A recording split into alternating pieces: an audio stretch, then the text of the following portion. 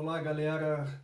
Hoje eu gostaria de falar com vocês sobre 5 álbuns essenciais de um dos meus pianistas, tecladistas, compositores de jazz favoritos, que é o Chick Corea.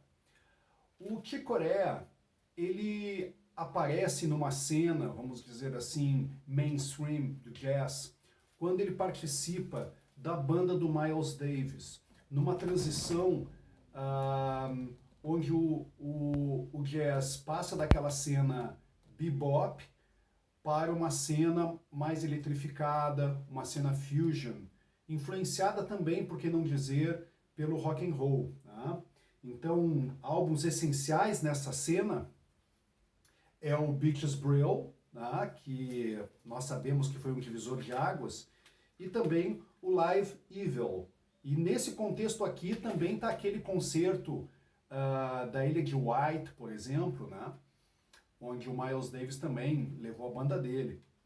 E nesse álbum aqui do Beaches Brill, começa então essa cena do Jazz Fusion, que vai dar origem a várias bandas, como o Weather Report, Mahavishnu Orchestra e o Return to Forever. Daqui a pouco a gente vai falar um pouco sobre isso.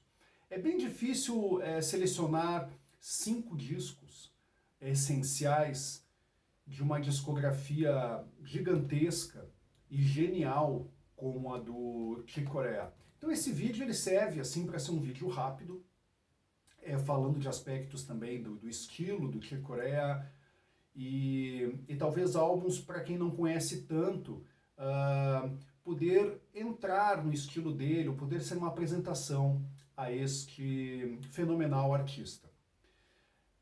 Nesse contexto, então, desses álbuns do Beaches Brill e do Live Evil, o Chick Corea, ele passa, então, essa cena mainstream.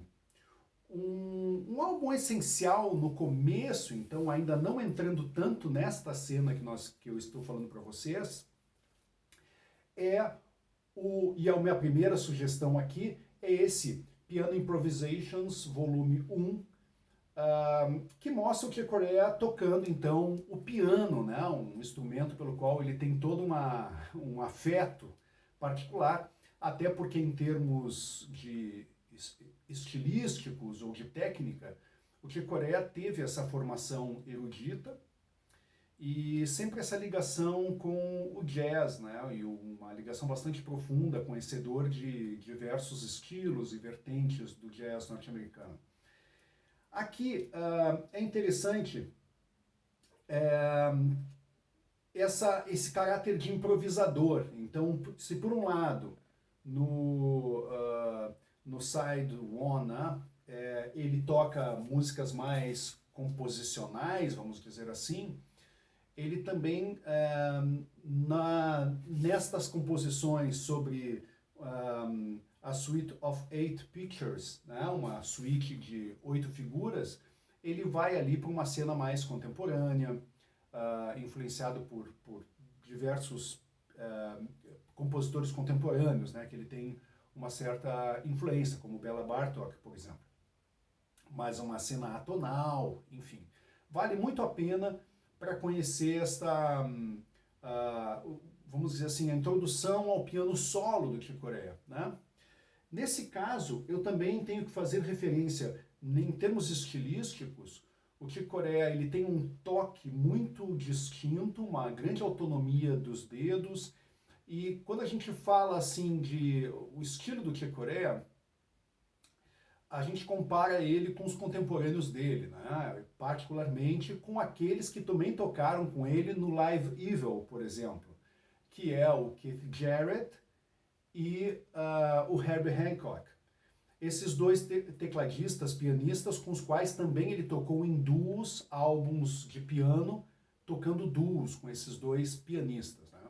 Então, relativamente a esses pianistas, ele tem um toque mais distinto, mais bachiano, uma leitura mais bachiana, com uma característica improvisional bastante distintiva, não tão inventiva quanto o Keith Jarrett,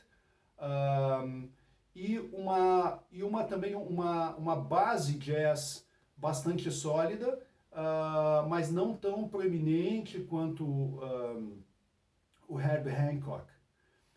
Qual as outras características que a gente poderia falar, né?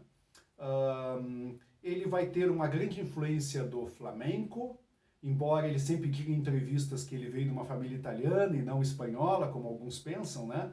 Então, ele também teve um professor de piano italiano,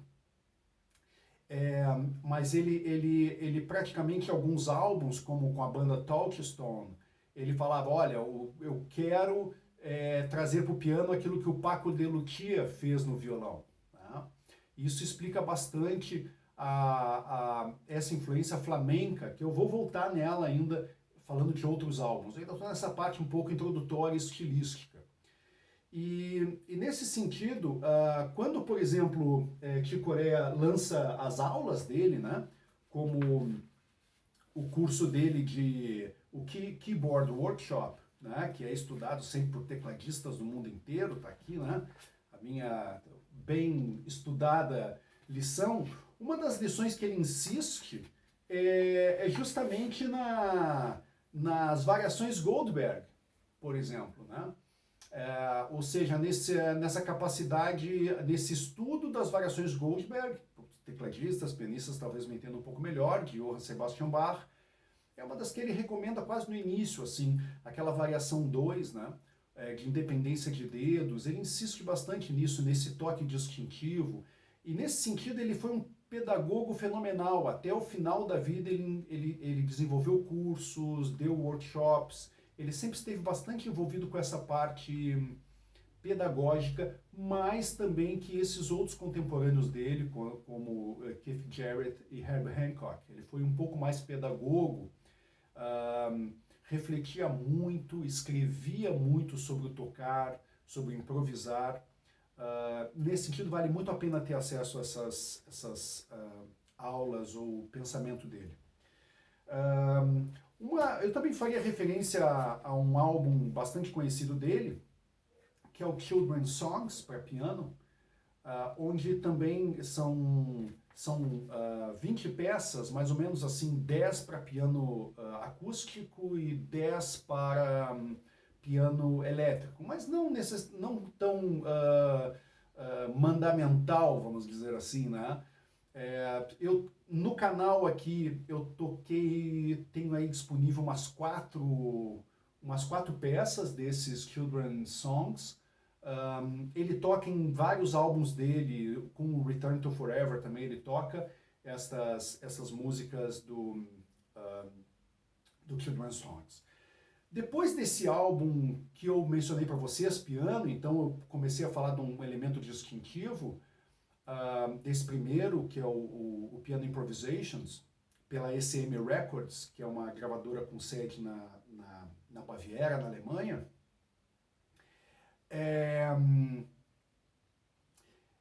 Eu passo agora numa transição entre a análise do estilo dele, eu falei do clássico, falei do jazz, falei do flamenco, e algo que é muito proeminente também é o elemento latino e o elemento brasileiro. Mas de onde é que veio isto, né? Então aqui eu também tenho quase como uma surpresa legal, também me surpreendeu, né? Não considero dos 5 discos essenciais, mas assim como eu mostrei para vocês o Bitches Brew e o Live Evil, eu faço questão de mostrar para vocês. Esse álbum aqui do Airton Moreira, porque o Airton Moreira era aquele músico brasileiro do Quarteto Novo, junto com Theo de Barros, Geraldo Dumont, Hermeto Pascoal, que foi para os Estados Unidos e começou a trabalhar com Miles Davis como percussionista. E era um baterista também, tocava bateria no Quarteto Novo no Brasil. Ele foi para os Estados Unidos e é interessante que esse disco aqui, que não tem nas plataformas, que se chama simplesmente Free, né? Nesse disco, é um disco que ele foi lançado em 1976, mas ele é um resultado de vários sons gravados no início de 1972. E um dos sons aqui desse álbum, que ele grava com Airton Moreira e com Flora Purim, se chama Return to Forever. E o interessante disso, então, é que esse álbum aqui, uma outra questão que eu não posso deixar de falar sobre esse álbum, as músicas são Return to Forever, o nome, né? Flora Song, Free e Lucky Southern. E Creek também. Com Joey Farrell também no soprano, sax e flauta. Por que eu tô falando isso? Porque depois eles vão tocar no Return to Forever. Aí a gente pensa, esse disco aqui, um outro elemento que eu gostaria de falar, é que ele foi gravado no Van Gelder Studios, né, do Rudy Van Gelder, que é o estúdio do jazz americano, né, que gravou inúmeros álbuns antológicos de inúmeros jazzistas, né. Então, esse álbum foi gravado praticamente como improvisações, né, tem músicas fantásticas.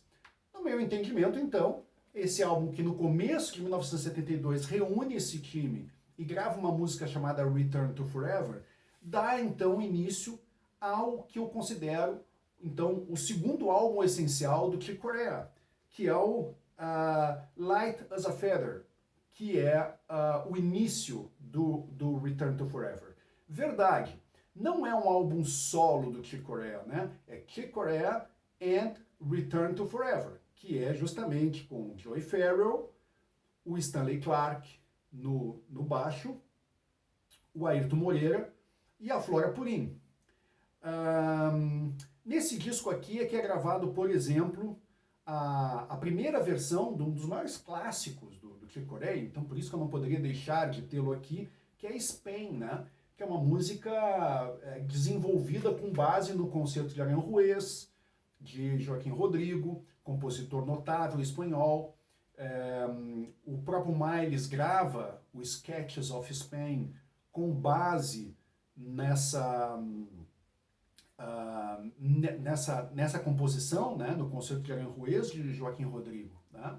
Então, a gente vê que esse disco que é lançado é lançado em 1973, mas ele foi gravado ainda em 72. Então a gente vê claramente que aquele álbum lá do Airto é que deu origem a essa maravilha aqui. E mais do que isso, toda a influência do samba nesse álbum e da música brasileira, notável aqui, né?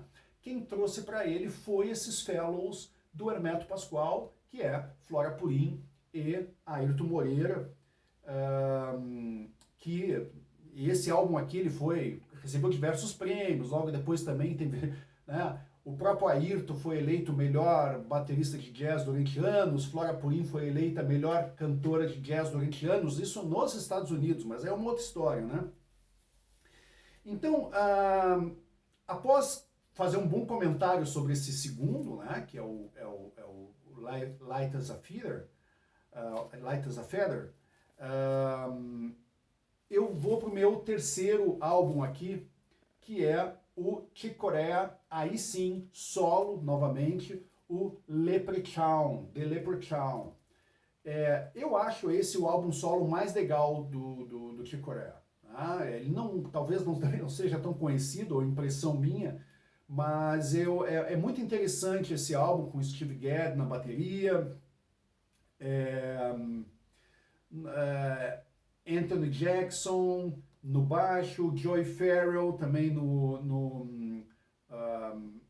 saxofone, nas flautas, a Gayle Moran, que é a esposa de Chick Corea e que depois fez parte também do Mahavishnu Orchestra. Enfim, um time de primeira aqui.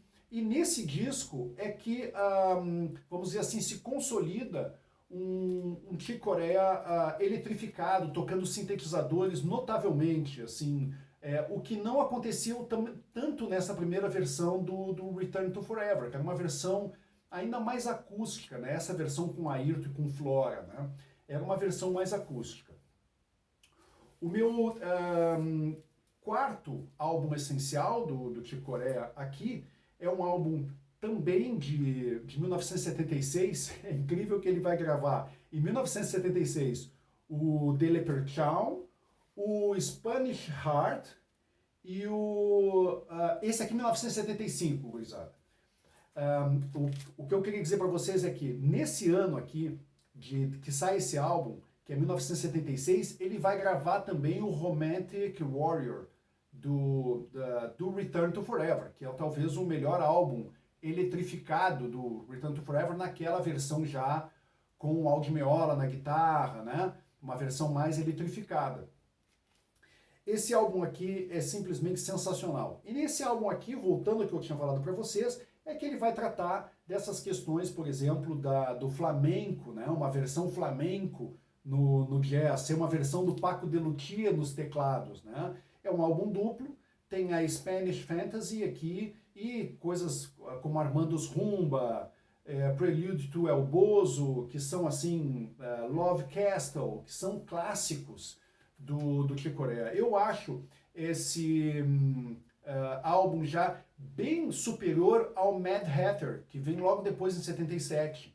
E tudo que vem depois, assim, eu acho que ele é muito inventivo e muito interessante, assim. E ele vai voltar muitas vezes a esse tipo de vibe, tanto que mais no final da vida ele vai refundar a Spanish Heart Band e vai fazer álbuns nesse sentido. A Touchstone também, aquele concerto em Barcelona, né, que tem um vídeo que é sensacional dele. A minha quinta dica de hoje não poderia ser diferente, é esse disco da Electric Band. A gente sabe que depois ele vai fazer Acoustic Band, Electric Band. Eu gosto muito desse aqui, tá? Com John Patitucci, Dave Weckl. Eu gosto muito de Rumble, porque é quase um duo, teclado e bateria. Eu já toquei esse som também ao vivo com baterista, eu acho muito legal. E eu gosto muito do Scott Henderson no Electric Band, tá? Porque aí tem o Aldi-Meola, que é o meu guitarrista favorito no Return to Forever, né? Eu gosto muito desse disco aqui pela tocada do Scott Henderson, e eu não poderia deixar... esse disco marcou muito também a minha geração, porque foi a época que o Chick Corea veio a São Paulo tocar no Free Jazz Festival. E isso marcou bastante o nome do Chick Corea no Brasil. Espero que vocês tenham gostado das minhas dicas, análise estilística e os meus 5 álbuns que eu considero essenciais para conhecer esse pianista, tecladista e compositor fenomenal que é o Chick Corea. Até o próximo!